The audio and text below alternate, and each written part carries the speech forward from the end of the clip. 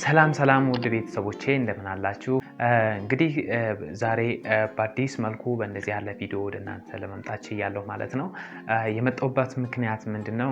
እንግዲህ ሀገራችን ኢትዮጵያ ውስጥ እንግዲህ የተለያዩ የኪነ ጥበብ ስራዎች ይሰራሉ።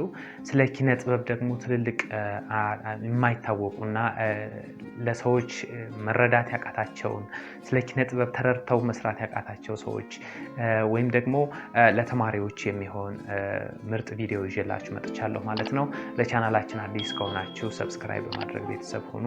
አብራችሁን ቆዩ።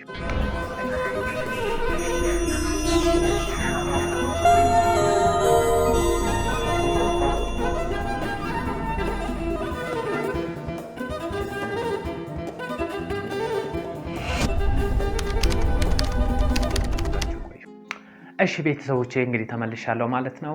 ዛሬ እንግዲህ ስለ ኪነ ጥበብ እናወራ ይሆናል ማለት ነው። ኪነ ጥበብ ምንድነው? እንግዲህ ኪነ ጥበብ ምንድነው? ሀገራችን ኢትዮጵያ ውስጥ ኪነ ጥበብ በጣም እንደምናየው ነው። ምንም መናገር አይጠበቅም። ኪነ ጥበብ ምን እንደሚመስል በፊልሙም በቲያትሩም በተለያዩ የኪነ ጥበብ ዘርፎች ምን እንደሚመስል የምናውቀው ነው። እንግዲህ አንድ ሰው ወደ ኪነ ጥበብ ከመግባቱ በፊት ምን ማድረግ አለበት? ኪነ ጥበብን ተረድቶ ወደ ተግባር ከመቀየሩ በፊት ምን ማድረግ አለበት? ለተማሪዎችም ለጀማሪዎችም የኪነ ጥበብ ባለሙያዎች የሚጠቅም ቪዲዮ ነው ይዤላችሁ የመጣሁት። ሁላችሁም አዲስ ከሆናችሁ ለቻናሌ ሰብስክራይብ የምትለውን በመጫን ቤተሰብ ሁኑ። እንግዲህ ከዚህ በመቀጠል ኪነ ጥበብ ምን ይመስላል? ሀገራችን ውስጥ ኪነ ጥበብ ምን ይመስላል? እንግዲህ ኪነ ጥበብ እንግዲህ ጥበብ በሁለት መንገድ እንከፍለዋለን። ኪነ ጥበብን በሁለት መንገድ እንከፍለዋለን። እንግዲህ የክወና ጥበባትና የእይታ ጥበባት በማለት በሁለት እንከፍላቸዋለን። እንግዲህ ኪነ ጥበብ ማለት በጣም ኃያል የሆነ ኃይል ያለው ስራ ነው። ኪነ ጥበብን በሁለት መንገድ ከፍለን ማየት እንችላለን። ምንና ምን ብለን ብንጠይቅ የአንደኛው የእይታ ጥበባት ወይም ደግሞ በአይናችን አይተን ልንገነዘባቸው የምንችላቸው ነገሮች ወይም ደግሞ እንቅስቃሴ የሌላቸው ድርጊት የሌላቸው በእይታ ጥበባቶች የተለያዩ መልእክቶችን ማስተላለፍ የምንችልበት ወይም ደግሞ አይተን መልእክቶችን ልንወስድበት የምንችልበት መንገድ የእይታ ጥበባት እንለዋለን ማለት ነው። ሌላው ደግሞ ሁለተኛው የክወና ጥበባት የምንለው ነው። የክወና ጥበባት የምንለው ደግሞ ድርጊት ያለው በድርጊት ልናያቸው የምንችላቸው ወይም ደግሞ በድርጊት መልእክቶችን ማስተላለፍ የምንችልበት መንገድ የክወና ጥበባት እንለዋለን። ለምሳሌ ይሄን ድርጊቴን ይሄ እያወራሁ ወደ እናንተ ማስተላልፈው ይሄን ማለት ነው። ይሄ አሁን እያወራሁት ያለሁትን ነገር ይሄ ምንድነው? የክወና ጥበባት ነው። ምክንያቱም እኔ ምን እያደረኩ ነው? ወደ እናንተ እያስተላለፍኩ ያለሁት እያወራሁ ያለሁት እያደረኩ ነው፣ እየተንቀሳቀስኩ ነው ወደ እናንተ እያስተላለፍኩ ያለሁት። ስለዚህ አንዱ ይሄ የክወና ጥበባት እንለዋለን። የእይታ ጥበባት የምንለው ለምሳሌ ይሄ አለ ማስ ኢንተርቴይንመንት የሚለው የዩቲዩብ ቻናል ነው። በዚህ አጋጣሚ ሰብስክራይብ እያደረጋችሁ ቤተሰብ እንድትሆኑ ጠይቃለሁ። ለምሳሌ ይሄን ጽሁፍ ወይም ደግሞ ይሄን የእይታ ጥበባት ይዩት። ይሄ የእይታ ጥበባት ይንቀሳቀሳል ወይስ ደግሞ እኔ ነኝ ምናምን ይላል? እንደኔ እንቅስቃሴ ያደርጋል? አያደርግም። ስለዚህ አንዱ የእይታ ጥበባት ይሄ ነው ማለት ነው። በተለያዩ በሱቆች ላይ ተለጣጥፈው የምናያቸው ቤቢ ዳይፐር፣ ሳፋሪኮም፣ ኢትዮ ቴሌኮም እንደዚህ የሚሉ ኮካኮላ የሚሉ የእይታ ጥበባቶች አሉ። እነዛ የተለጣጠፉ ነገሮች ለምን ይመስላችኋል? በነዛ መንገድ በነዛ መልኩ በተለጣጠፉ ስዕሎች ወይም ደግሞ በተለጣጠፉ የእይታ ጥበባቶች አማካኝነት መልእክት እያስተላለፉ ነው። አያችሁ፣ የኪነ ጥበብን ኃይል የእይታ ጥበባትና የክወና ጥበባት ብለን በሁለት እንመድበዋለን። እነዚህ ደግሞ ምንድናቸው? መልእክት አስተላላፊ ናቸው።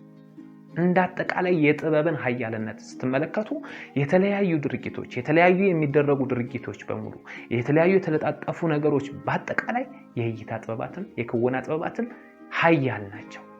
መልእክቶችን ለማስተላለፍ ነው የሚረዱት ማለት ነው። ስለዚህ የክወና ጥበባትና የእይታ ጥበባትን አንድነትና ልዩነት ስንመለከት ደግሞ አንድነታቸው ሁለቱም ምንድናቸው? ጥበብ ናቸው። ሁለቱም ምንድናቸው? ጥበብ ናቸው። የኪነ ጥበብ ዘርፍ ናቸው። ኪነ ጥበብ ናቸው ሁለቱም። ምክንያቱም ሁለቱም መልእክት የሚያስተላልፉ ናቸው። ሁለቱም አይተናቸው መልእክት ልናስተላልፍባቸውና መልእክት ልንወስድባቸው የምንችላቸው ነገሮች ናቸው ማለት ነው። አንድነታቸው እሱ ነው። ልዩነታቸው ደግሞ የክወና ጥበባት የምንለው በድርጊት በእንቅስቃሴ ነው የሚደረገው። አያችሁ፣ በምንድን ነው? እኔ ምን እያደረግኩ ነው? እየተንቀሳቀስኩ እያደረግኩ ነው። እንደዚህ እያልኩ ነው። በቃ በእንቅስቃሴ ነው ወደ እናንተ እያደረስኩ ያለሁት። ስለዚህ የክወና ጥበባት በድርጊት የሚደረጉ ነገሮች ናቸው። የእይታ ጥበባት ደግሞ ልጥፍ ብለው ወይ ይቆማሉ ወይ ይለጥፋሉ ምናምን በቃ ንግግር አልባ ናቸው። ድርጊት አልባ ንግግር አልባ ናቸው። ስለዚህ ልዩነታቸው እሱ ነው። አንድነታቸው እንደነገርኳችሁ ነው። ልዩነታቸው ደግሞ ይሄ ነው። እያንዳንዳቸው ስንመለከት የእይታ ጥበባት የምንላቸው አሁን በጣም በርካታ ናቸው። ስዕልን ያካትታል፣ የተለያዩ ፎቶግራፎችን ያካትታል፣ የኪነ ህንፃዎችን፣ ጌጣጌጦችን፣ የተለያዩ የእጅ ስራዎችን፣ የቅርጫት፣ የሰፌድ ምናምን የመሳሰሉ ስራዎችን በሙሉ የእይታ ጥበባት ውስጥ ይመደባሉ ማለት ነው። የእይታ ጥበባት ውስጥ የሚመደቡ ከሆነ እነዚህ ነገሮች ምንድን ናቸው? እንቅስቃሴ አልባ ናቸው፣ ድርጊት አልባ ናቸው፣ ድምፅ አልባ ናቸው። ዝም ብለው የሆነ ቦታ ቁጭ ይላሉ ወይም ደግሞ የሆነ ቦታ ይለጠፋሉ፣ ቁጭ ነው የሚሉት፣ በቃ ምንም አይሉም። ስለዚህ እነዚህ ምንድን ናቸው? የእይታ ጥበባት። በጣም ጥሩ፣ የእይታ ጥበባት ናቸው ማለት ነው። ሌላኛውን ስንመለከት የክወና ጥበባት ነው። የክወና ጥበባት እንግዲህ የክወና ጥበባት የምንላቸው እንደ እይታ ጥበባቶች ሁሉ በርካታ ናቸው። ለምሳሌ ሙዚቃ አለ፣ ውዝዋዜ አለ፣ ዳንስ አለ፣ ፊልም አለ፣ ቲያትር አለ። በርካታ ናቸው በቃ። ምክንያቱም በድርጊት ነው የምናደርጋቸው። በድርጊት የምናያቸውን ነገሮች በሙሉ ምንድን ናቸው? የክወና ጥበባት ናቸው። አሁን ለምሳሌ ቤታችሁ ላይ ቲቪ ከፍታችሁ ቲቪ ስታዩ የተለያዩ ሾዎች ልታዩ ትችላላችሁ። የተለያዩ ኢንተርቪዎች ልታዩ ትችላላችሁ። የተለያዩ ሙዚቃዎች፣ ውዝዋዜዎች፣ ዳንሶች፣ የተለያዩ ትርኢቶችን ሁሉ ልታዩ ትችላላችሁ። እነዛ ነገሮች ሁሉ ምንድን ናቸው? የክወና ጥበባት። ስለዚህ የክወና ጥበባቶች በጣም በርካታ ናቸው። ከነዚህ ውስጥ ዘርዝረናል፣ የእይታ ጥበባቶችንም ዘርዝረናል። ስለዚህ የክወና ጥበባትና የእይታ ጥበባት በምን ውስጥ ይመደባሉ? በኪነ ጥበብ ውስጥ ይመደባሉ ማለት ነው። በኪነ ጥበብ ውስጥ ይመደባሉ። እንግዲህ ኪነ ጥበብ እንግዲህ ሀገራችን ውስጥ በጣም አቀባበሉ ዝቅ ያለ ነው። ለምን ይመስላችኋል ዝቅ ያለበት ምክንያት? እኒህን ነገሮች አውቀን ስለማንሰራ ነው። በመጀመሪያ ምን ማድረግ ይቀድማል? ማወቅ ይቀድማል።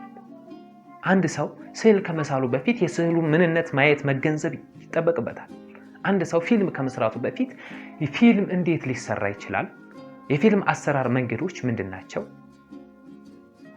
ፊልም የሚሰራበት ካራክተሩን የሚረዳበት መንገድ እንዴት ነው የሚለውን ነገር ቀድሞ ማወቅ ይጠበቅበታል ማለት ነው። ስለዚህ አብዛኛዎቹ መስለው ነው የሚሰሩት። በቃ ወደ ካራክተሩ ጠጋ ብለው እንጂ በጣም ሆነው መስለው አይደለም የሚሰሩት። ይሄ የሚሆነው ደግሞ እነዚህ ነገሮች ሳያውቁ ስለሚቀርቡ። ስለዚህ ከሁሉም በፊት ምን ይቀድማል? ማወቅ ይቀድማል። ሳሌ ለመሆን የስዕሉን ምንነት መረዳት። ለምሳሌ የላሊበላን ውቅር አብያተ ክርስቲያን መሳል ብፈልግ የላሊበላ ውቅር አብያተ ክርስቲያናት እንዴት ነው የተቀመጠው? እንዴት ነው ጥበቡን ያስቀመጡት? በምን አይነት መንገድ ዲዛይን ባደርገው ልክ ቁርጥ ራሱን መስሎ ሊወጣልኝ ይችላል? መስቀሉ ከላይ የተቀመጠበት መንገድ እንዴት ነው? ወደ ታች የወረዱ መስመሮችስ ከምን ተነስተው ነው ምን ላይ ያረፉት? አያችሁ? ምን ያህል ብርሃንና ጥላ የምንሰጥበት መንገድ እንዴት ነው? በየትኛው በኩል ብርሃን ብሰጠው በየትኛው በኩል ደግሞ ጥላማ ሊሆን ይችላል? እንዴት ነው ብለን የስዕሉን ምንነት መረዳት ይቀድማል ማለት ነው። የስዕሉን ምንነት መረዳት ይቀድማል ማለት ነው። አንድ ሰው ፊልም ከመስራቱ በፊት የፊልሙን የሚሰጠውን የካራክተሩን የገጸ ባህሪውን ምንነት መረዳት፣ ማንበብ፣ ማወቅ ይጠበቅበታል ማለት ነው። ስለዚህ ቤተሰቦቼ እያንዳንዳችሁ ከመስራታችሁ በፊት ማወቅ እንደሚቀድም አምናችሁ መገንዘብ ይጠበቅባችኋል። አሁንም ለቻናላችን አዲስ ከሆናችሁ ሰብስክራይብ የምትለዋን በመጫን ቤተሰብ ሆኑ። አለን ካፍታ ቆይታ በኋላ መለሳለሁ። አብራችሁን ቆዩ።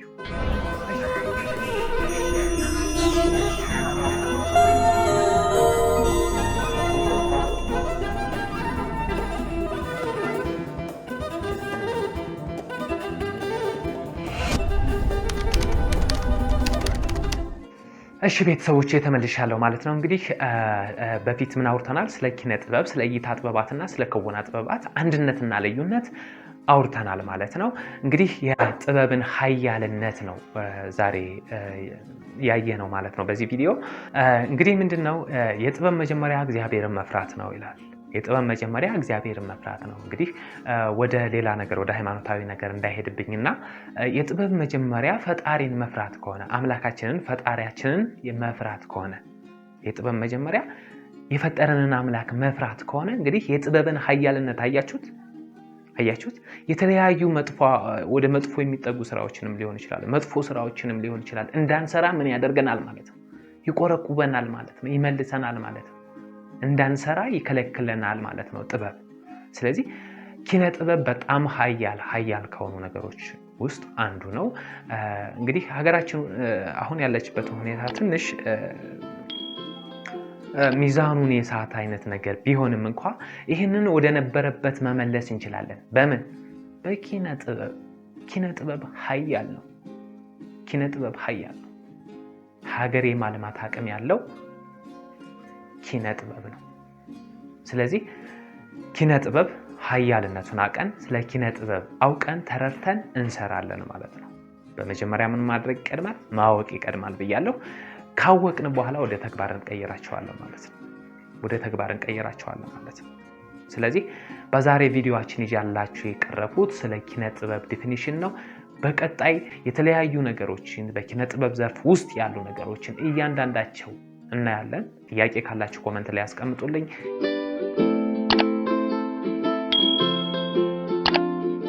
እሺ እንግዲህ ውድ ቤተሰቦቼ እስካሁን እንግዲህ ሰፋ ያለ ማብራሪያ ሰጥቻችኋለሁ ስለ ኪነ ጥበብ። በቀጣይ ቪዲዮዎች ደግሞ የተለያዩ እያንዳንዳቸው የምናይ ይሆናል። ስለ ፊልም፣ ስለ ቲያትር፣ ስለ ሙዚቃ፣ ስለ ውዝዋዜ፣ ስለ ዳንስ እንዲሁም ደግሞ ስለ እይታ ጥበባቶችም በአጠቃላይ እያንዳንዳቸው ልዩነትና አንድነታቸውን እናያለን። በምን አይነት መንገድ መስራት እንዳለብን፣ በምን አይነት መንገድ ሀሳቦችን ክሬት ማድረግ እንዳለብን፣ ምን አይነት ኮንተንት ብንሰራ ለእይታ ቅርብ ሊሆን ይችላል ወይም ደግሞ ሊታይልን ይችላል የሚሉትን ሀሳቦች ሁሉ ይዤላችሁ እመጣለሁ በቀጣይ ክፍሎች። እስካሁን አብራችሁኝ ስለቆያችሁ ከልብ አመሰግናለሁ። አሁንም ለቻናላችን አዲስ ከሆናችሁ ሰብስክራይብ ለዋን እየተጫናችሁ ላይክ፣ ሼር ማድረጋችሁ እንዳይረሳ። ከልብ አመሰግናለሁ። ሰላማችሁ ይብዛ።